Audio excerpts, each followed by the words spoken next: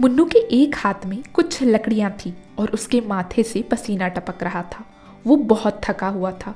उसने दूसरे हाथ से लकड़ी उठाते हुए कहा, बस दीदी, अब मुझसे और नहीं हो पाएगा। रानी ने सख्ती से उसकी तरफ देखा और कहा, देख ले, प्लान तो तेरा ही था, अब नहीं करना है तो छोड़ देते हैं, फिर नहीं जला पाएंगे होली। अपनी बड़ी बहन के मुंह से ये सुनते ही मुन्नू जोश में आ गया और फिर लकड़ियां बिनने लगा। होलिका दहन का दिन था। रानी और मुन्नू जोरों शोरों से लकड़ियां इकट्ठा करने में लगे हुए थे। रानी 9 साल की थी और उसका भाई मुन्नू 7 साल का। वो दोनों हर साल अपने मोहल्ले में मनाए जाने वाले होलिका दहन में शामिल होते थे।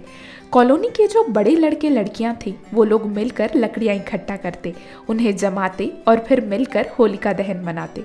क्योंकि मुन्नू और रानी दोनों बच्चे थे तो वहाँ उनका ज़्यादा कोई रोल नहीं होता था। वो पीछे खड़े होकर बस लकड़ियों को जलता हुआ देखते थे। पर मुन्नू को ये बात अच्छी नहीं लगती थी। आज भी दोनों भाई बहन मिलकर लोगों को शाम की तैयारी करते देख रहे थे कि अचानक मुन्नू ने कहा, दीदी, क्यों ना हम आज अपनी होलिका जलाएं? रानी ने हैरानी से मुन्नू की तरफ देखा और कहा, नहीं मुन्नू, हम दोनों बच्चे हैं और बच्चे ये सब नहीं करते।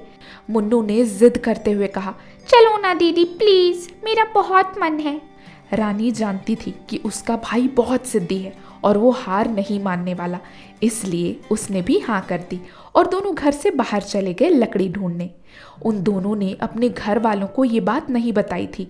तो कुछ देर बाद उनकी माँ शालिनी घर के गेट के पास आकर उन्हें आवाज लगाने लगी, रानी, मुन्नू, कहाँ हो? जल्दी आओ घर। ये कहते ही उसकी नज़र अपने घर के आंगन पर पड़ी जहाँ कुछ लकड़ियाँ पड़ी हुई थी।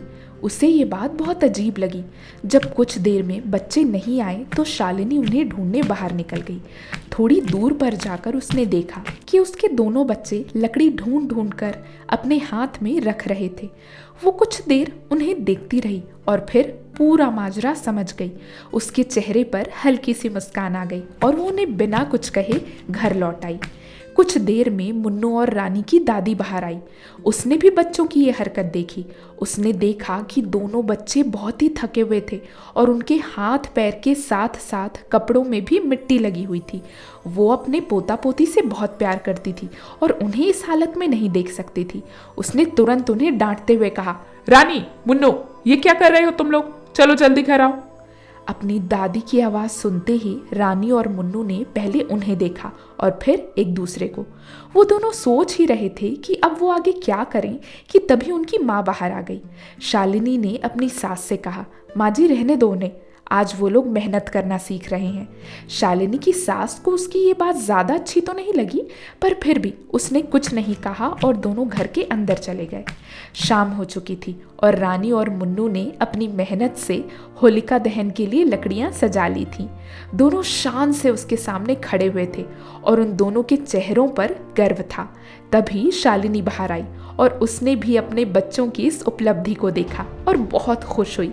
उसने दोनों की पीठ थपथपाई और कहा, चलो अब जल्दी से हाथ मुंह धो लो और साफ कपड़े पहन लो, फिर सब मिलकर पूजा करेंगे और होलिका जलाएंगे। दोनों अपनी माँ की बात मानकर खुशी खुशी अंदर जा ही रहे थे कि अचानक एक कुत्ता वहां पर आया।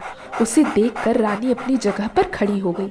इससे पहले कि वो कुछ करती, वो कुत्ता तुरंत उन लकड़ियों के पास आया और उसमें पेशाब कर दिया। रानी के मुंह से तुरंत चीख निकली, नहीं, भाग इधर से, चला जा। रानी की आवाज सुनकर शालिनी और मुन्नू दोनों वापस आए। वो कुत्ता अब भी अपना काम कर रहा था और शालिनी और मुन्नू ने भी ये देखा। मुन्नू और रानी की मुस्कान गायब हो गई और मुन्नू ने मासूमियत से अपनी माँ से पूछा, मम्मी अब क्या? शालिनी को भी बहुत बुरा लग रहा था, पर उसने अपने बच्चों को समझाते हुए कहा, बेटा, आई एम सॉरी, लेकिन अब तो इसे हम नहीं जला सकते।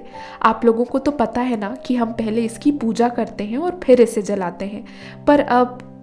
मुन्नू आंसू भरी आंखों से रानी को देखने लगा। रानी अपने भाई के सामने कमजोर नहीं पड़ सकती थी। उसने मुस्कुराते हुए कहा, कोई बात नहीं मुन्नू, हम अगले साल फिर से बनाएंगे और किसी जानवर को उसके पास भटकने भी नहीं देंगे। इस बार मोहल्ले में जो होलिका जलाते हैं वहां चलते हैं। ये कहकर उसने मुन्नू का हाथ पकड़ा और उसे अपने साथ अंदर ले गई। शालिनी ने दुख भरी निगाहों से एक बार अपने बच्चों की मेहनत को देखा और फिर अंदर चली गई। अगला दिन होली का था। पूरे मोहल्ले में रौनक थी। लोग घर से बाहर निकलकर होली खेल रहे थे और पकवानों की खुशबू से हर गली महक रही थी। चारों तरफ खुशी का माहौल था सिवाय शालिनी के घर पे। रानी और मुन्नू दोनों मुंह उतार कर अपने कमरे में बैठे हुए थे। वो दोनों कल शाम भी घर से बाहर नहीं निकले थे और आज भी होली खेलने का उनका कोई मूड नहीं था। उनके दोस्त भी कई बार उन्हें बुलाने आए थे पर वो दोनों उनके साथ नहीं गए थे। शालिनी सुबह से मिठाई बनाने में लगी हुई थी, इसलिए उसने इस बात पर ज़्यादा ध्यान नहीं दिया था। अचानक उसकी सास किचन में आई और उसने शालिनी को ताना मारा। कल जब मैं बच्चों को अंदर बुला रही थी तब मुझसे कहा कि बच्चे मेहनत करना सीख रहे हैं। अब देख लो मेहनत का फल, दोनों कमरे से बाहर निकलने को तक तैयार नहीं है। शालिनी ने अपनी सास की बात को अनसुना किया और तुरंत अपने बच्चों के पास गई। उसने अपने बच्चों के उतरे हुए चेहरों को देखा। वो उनके पास बैठी और फिर कहने लगी, तुम लोग मुझसे कहते रहते हो ना कि हमें जल्दी बड़ा होना है, तो आज मैं तुम लोगों को बड़े लोगों की एक बात सिखाती हूँ। दोनों बच्चे ध्यान से अपनी माँ की तरफ देखने लगे। शालिनी ने कहा, पता है कल जो तुम लोगों के साथ हुआ वैसा आगे और भी होगा। कई बार तुम्हें ऐसा लगेगा कि किसी चीज़ के पीछे तुमने बहुत मेहनत की है और फिर उस पे पानी फिर गया। कभी तुम जॉब इंटरव्यू की बहुत अच्छे से तैयारी करके जाओगे और हो सकता है तुम्हारा सिलेक्शन ना हो। कभी किसी रिश्ते के पीछे तुम बहुत मेहनत करोगे और हो सकता है वो रिश्ता तुम्हारा ज़्यादा दिन चल ना पाए। मुन्नू ने तुरंत पूछा, ऐसा क्यों होगा मम्मी? शालिनी ने कहा, क्योंकि बेटा यही जिंदगी है। जिंदगी में हमेशा आप जैसा चाहो वैसा ही हो ये ज़रूरी नहीं है। तो आपको बस चीज़ों को एक्सेप्ट करना होगा, उन्हें स्वीकार करके आगे बढ़ना सीखना होगा। अगर एक छोटी सी हार से उदास होकर हम बैठ जाएंगे तो आगे की लाइफ को एंजॉय कैसे करेंगे। छोटी मोटी हार जीत तो लगी रहती है, पर बुरी चीज़ों को और दुख देने वाली चीज़ों को भुलाकर आगे बढ़ना, इसे ही तो ज़िंदगी कहते हैं। तो अब ये उदासी छोड़ो और जाकर बाहर अपने दोस्तों के साथ होली मनाओ। मैंने गुजिया बनाई है। ये सुनकर मुन्नू और रानी दोनों के चेहरे खिल उठे। दोनों ने तुरंत अपनी पिचकारी निकाली, रंग निकाले और अपने दोस्तों के साथ होली मनाने बाहर चले गए।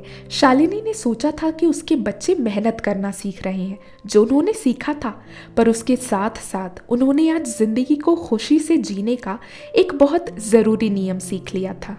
तो दोस्तों, क्या आपने भी कभी अपनी मेहनत से लकड़ी इकट्ठा करके होलिका दहन मनाया है? कमेंट बॉक्स में लिखकर ज़रूर बताइएगा। आपको रानी और मुन्नू की ये कहानी कैसी लगी ये भी कमेंट बॉक्स में लिखकर ज़रूर बताइएगा। अगर कहानी अच्छी लगी तो वीडियो को लाइक करें, शेयर करें और आगे ऐसी ही कहानी पाने के लिए हमारे चैनल को सब्सक्राइब करें और बेल आइकन क्लिक करें। Thank you and happy Holi.